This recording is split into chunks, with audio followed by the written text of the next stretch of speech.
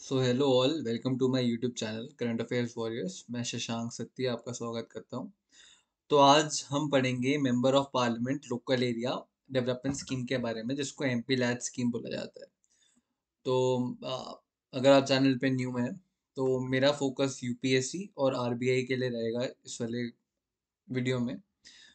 तो if you like this और आप इसकी तैयारी इस स्कीम को ढूंढ रहे थे तो आप ज़रूर सुनिए वीडियो। बहुत इंपॉर्टेंट चीज़ें हैं, क्रिस्प वीडियो है, फालतू की बकवास नहीं करी हुई, सीधा उनकी वेबसाइट से लिया हुआ है। और जितने भी इंटरनेट पे मटेरियल मेरे को इंपॉर्टेंट लगा और जो क्वेश्चंस आ रखे हैं उससे रिलेटेड वीडियो बनाया है। तो टाइम वेस्ट ना करते हुए मैं सीधा शुरू करता हूँ वीडियो।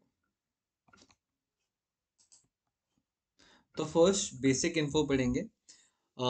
यूपीएससी वाले इतनी डेट्स को याद मत रखना। अगर देखिए, अगर मैं डेट्स के बारे में बोलूंगा तो ज़्यादातर आरबीआई वाले बच्चे फोकस करो उस पर, और यूपीएससी वाले बस समझ लो स्कीम को कि स्कीम बताना क्या चाह रही है। और अगर आप याद कर सकते हो, एग्जैक्ट डेट याद करने की जरूरत नहीं है, बट आप ईयर याद कर सकते हो कि आप कब आया था, कब तीन और एक दो या तीन बार आप ये वीडियो देखोगे तो अपने आप याद भी हो जाएगा।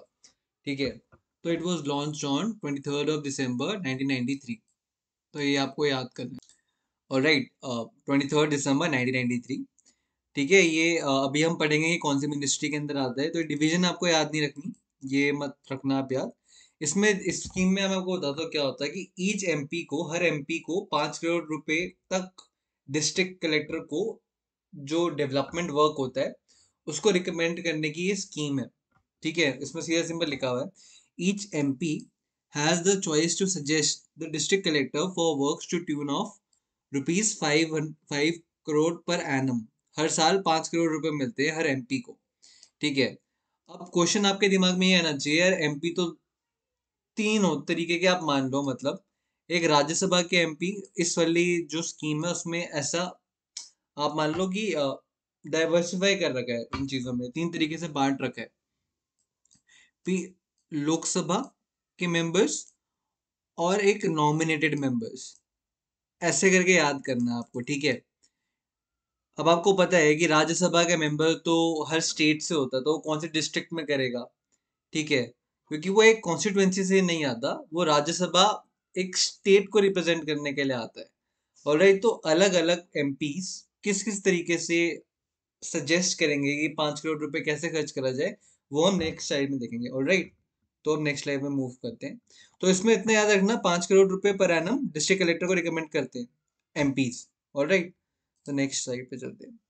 ठीक है, ईच एमपी थोड़ी सी हम इसके बारे में हिस्ट्री पढ़ लेते हैं। वो जो एमपी वाला था वो इसकी नेक्स्ट स्लाइड में आएगा, बट थोड़ी बहुत हमें हिस्ट्री जाना जरूरी है। और ये वाला तो आरबीआई वालों को रट्टा मारना जरूरी है।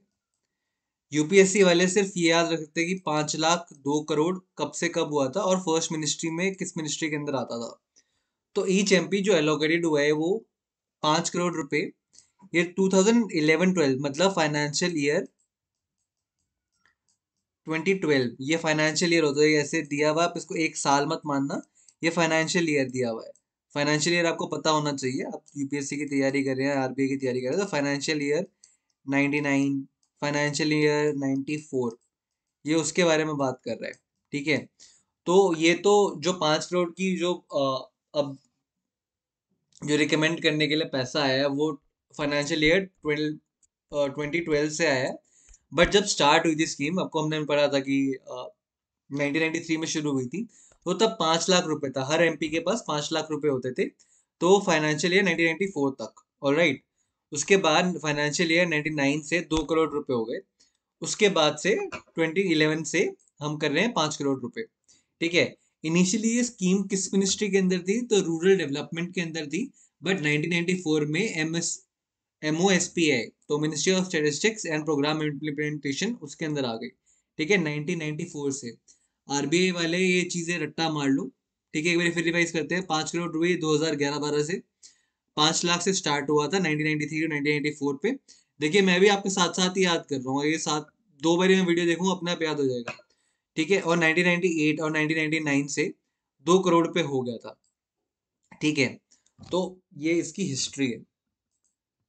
ऑलराइट, अब अभी हमने ऊपर बात करी थी कि राज्यसभा के मेंबर और नॉमिनेटेड मेंबर्स कैसे करेंगे। ठीक है, तो जो राज्यसभा के मेंबर्स हैं वो वन और मोर डिस्ट्रिक्ट में जिस भी वो स्टेट से इलेक्टेड हुए हैं ना, उस स्टेट के अंदर ही रिकमेंड कर सकते हैं। ठीक है, तो जो देखो जो लोकसभा से होगा वो तो एक कॉन्स्टिट्यूएंसी से ही आता है। ठीक है, हर कॉन्स्टिट्यूएंसी से एक एक बंदा आता है, तो वो तो उसी के अंदर कर पाएगा। ठीक है, उसके अंदर जो डिस्ट्रिक्ट आएंगे उसके अंदर। बट जो राज्यसभा का है वो तो स्टेट से आता है, तो उसके पास चॉइस है कि वो वन और मोर डिस्ट्रिक्ट इनसाइड जिस स्टेट से वो आ रहा है। जैसे कि एक कोई गुजरात से राज्यसभा का मेंबर है, तो गुजरात में एक या दो डिस्ट्रिक्ट, एक मतलब मिनिमम एक, और उससे ज्यादा जो डिस्ट्रिक्ट्स हैं वो ले सकता है उस स्टेट के अंदर। फिर आपको पता है नॉमिनेटेड मेंबर्स होते हैं। अब नॉमिनेटेड मेंबर तो किसी भी स्टेट से हो सकते हैं, तो उनके पास फ्री चॉइस दे रखा है कि वो किसी भी स्टेट में कर सकते हैं इन द कंट्री। ठीक है, आप डिफरेंस यहाँ पे समझो। राज्यसभा वाला जो मेंबर है वो सिर्फ जिस स्टेट से वो इलेक्ट हुआ है उसके अंदर उसके पास चॉइस है, वो किसी भी डिस्ट्रिक्ट के अंदर चले जाए। लोकसभा वाला अपनी कॉन्स्टिट्यूएंसी से जो जिससे वो इलेक्ट हुआ है उसके अंदर जो भी डिस्ट्रिक्ट है उनके अंदर ही रिकमेंड कर सकता है। और जो नॉमिनेटेड मेंबर्स हैं बोथ, जैसे राज्यसभा में और लोकसभा में, आप मुझे कमेंट्स में बताइए कितने कितने मेंबर्स नॉमिनेट करते हैं प्रेसिडेंट। ठीक है, तो जो लोकसभा और राज्यसभा के जो मेंबर्स हैं वो वन और मोर डिस्ट्रिक्ट ऑफ एनी स्टेट, मतलब लेट्स से कि अगर मैं नॉमिनेटेड मेंबर हूँ लोकसभा का या राज्यसभा का, लोकसभा में तो इतने, राज्यसभा का आप मान लो। ठीक है, राज्यसभा के जो मेंबर हैं, मैं हूँ गुजरात से, बट मुझे करना है कि मैं राजस्थान की किसी स्टेट को लेना चाहता हूँ, तो ये मुझे अलाउड है क्योंकि मैं नॉमिनेटेड मेंबर हूँ, मेरे को प्रेसिडेंट ने नॉमिनेट करा है। मैं किसी स्टेट को रिप्रेजेंट नहीं करता हूँ उस चीज में, बट मैं जो है नॉमिनेटेड मेंबर होने के वर्च्यू से किसी भी स्टेट के अंदर एक या एक से ज्यादा डिस्ट्रिक्ट के अंदर रिकमेंड कर सकता हूँ डिस्ट्रिक्ट कलेक्टर को वर्क। ऑलराइट, अब नेक्स्ट स्लाइड है सबसे ज्यादा इंपॉर्टेंट स्लाइड। ठीक है, उसमें जो फैक्ट्स हैं ये आपको रट्टा मारने ही मारने हैं। ये बहुत इंपॉर्टेंट फैक्ट्स हैं, इससे रिलेटेड यूपीएससी में क्वेश्चन आ चुका है, प्रीलिम्स में क्वेश्चन। ठीक है, और आरबीआई तो डायरेक्ट पूछता ही पूछता है। ये चीज बहुत ज्यादा इंपॉर्टेंट है, इसको मार्क कर लो। 2 या 3 बार ये वीडियो देख लो कि अपने आप याद हो जाएगी। MPs can recommend work up to 25 lakh for natural calamity in a state, और वही 1 करोड़ तक कर सकता है अगर सीवियर नेचर कैलेमिटी हो। ठीक है, सो 1 crore for severe natural calamity, 25 lakh for natural calamity. ठीक है, ये कौन डिसाइड करता है? ये कि सीवियर है या वो है, ये गवर्नमेंट ऑफ इंडिया डिसाइड करेगी। ठीक है, स्टेट गवर्नमेंट डिसाइड नहीं करती है, गवर्नमेंट ऑफ इंडिया डिसाइड करती है। ठीक है, MPs can also recommend work up to 25 lakh per year outside there constituency और state of election to promote national unity, harmony और फ्रेटर्निटी। ठीक है, ये भी उनको एक चॉइस मिला हुआ है, कितना? 25 लाख तक का, कि वो अपनी स्टेट से बाहर तक भी कर सकते हैं। ऑल राइट, डिस्ट्रिक्ट अथॉरिटी को एटलीस्ट 10% ऑफ द वर्क जो है इम्प्लीमेंट हुआ है वो एवरी ईयर उनको इंस्पेक्ट करना ही करना है। तो आपसे सिंपल क्वेश्चन पूछ लेगा कि मोर देन 10%, लेस देन 10% या एटलीस्ट 10%। तो आपको एटलीस्ट 10% पे टिक करके आना है जो सा भी आपका एग्जाम ऑप्शन आएगा। ऑलराइट, देन आपके फंड्स आर नॉन रिलैप्सेबल लैप्सेबल। मतलब आप मान लो कि आपके एक साल में आपने जो वर्क रिकमेंड करा, आपने करा 5 करोड़ का कर दिया, बट सिर्फ 4 करोड़ का काम हुआ, तो नेक्स्ट ईयर में वो 1 करोड़ रुपए जो बचा ना आपका, जैसे आपने 5 करोड़ का करा बट ओनली 4 करोड़ का काम हुआ। ठीक है, तो बचा कितना? 1 करोड़ बचा। तो 1 करोड़ नेक्स्ट ईयर के लिए चला जाएगा, या आप जब तक भी उसमें है, पावर में है, तब तक वो रिलैप्स नहीं होगा। और ये भी है कि अगर नेक्स्ट वाली गवर्नमेंट आ जाती है तो उस पर भी वो चला जाता है, तो नॉन रिलैप्सेबल होता है, मतलब लैप्सेबल नहीं है। इसका मतलब ये है। फिर MPs need to recommend worth at least 15% and 7.5% for एससीज एंड एसटीज, मतलब create assets in the areas inhabited by schedule caste के लिए कितना है? 15%, एंड शेड्यूल ट्राइब के लिए 7.5%। ठीक है, इसमें ना एक चीज आप और ऐड कर लेना, ये तो आपको रट्टा मारना ही है और ये बहुत ईजी है। ठीक है, फिर रिवाइज कर लो। 25 लाख नेचुरल कैलेमिटी के लिए, 1 crore rupees severe calamity of nature, मतलब जो भी सीवियर नेचर की होगी कैलेमिटी। एग्जाम्पल भी दिए हुए, tsunami, major cyclones and earthquake, आपको एग्जाम्पल दे रखे हैं इसके। ठीक है, ये कौन डिसाइड करता है कि ये नेचुरल कैलेमिटी है या नहीं? स्टेट नहीं करती, ये गवर्नमेंट ऑफ इंडिया डिसाइड करेगी, सेंट्रल गवर्नमेंट डिसाइड करती है। फिर 25 लाख रुपए आपको अपनी outside of the constituency of the state of election to promote national unity, harmony and fraternity के लिए। फ्रेटर्निटी का मतलब लोगों को नहीं पता होगा, तो इसका मतलब होता है ब्रदरहुड नहीं बोलते हैं, भाईचारा बढ़ाना, उसके लिए होता है। फिर हर साल डिस्ट्रिक्ट को, अथॉरिटीज को 10% इंस्पेक्ट करना होता है, जो वर्क अंडर इम्प्लीमेंटेशन है, इतना आपको करना ही करना है। नॉन लैप्सेबल है, सिंपल यार, कोई भी इसमें क्वेश्चन बना सकता है, और ये इतने इंपॉर्टेंट पॉइंट्स हैं कि आएगा इनसे, और इनसे आ भी रखा है क्वेश्चन, क्योंकि मुझे अच्छे से याद है कि ये वाला क्वेश्चन तो आ भी रखा है कि 15% schedule caste areas and schedule tribe के एरियाज जो हैं वो 7.5% के लिए अलॉट होगा वो फंड। और इसमें आप एक चीज और याद कर लो, 75 डेज, ठीक है, मैं ओवर राइट कर रहा हूँ क्योंकि आपने पढ़ लिया होगा।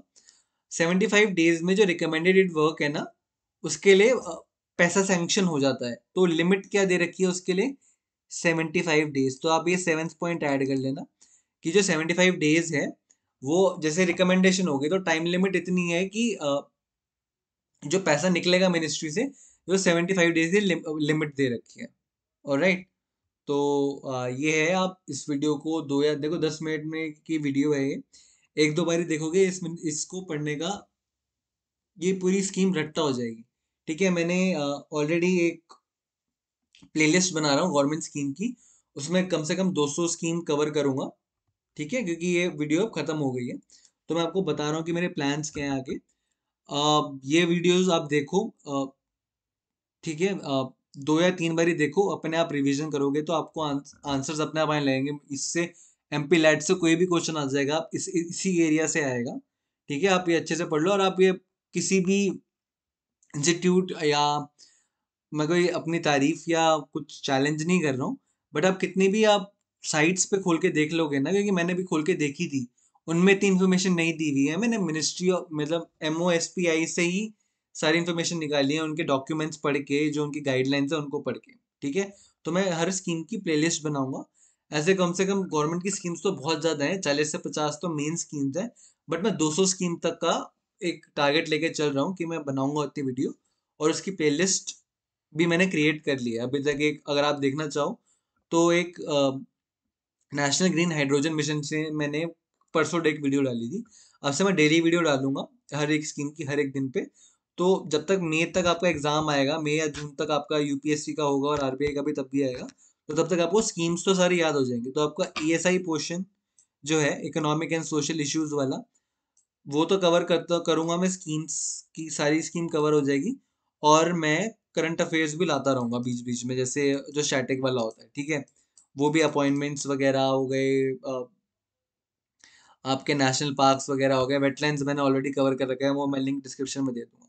तो अगर आपको वीडियो अच्छी लगी हो तो like, subscribe and share, and thank you for watching my video. And भगवान आपको गवर्नमेंट जॉब जल्दी से जल्दी दे। So thank you and good night.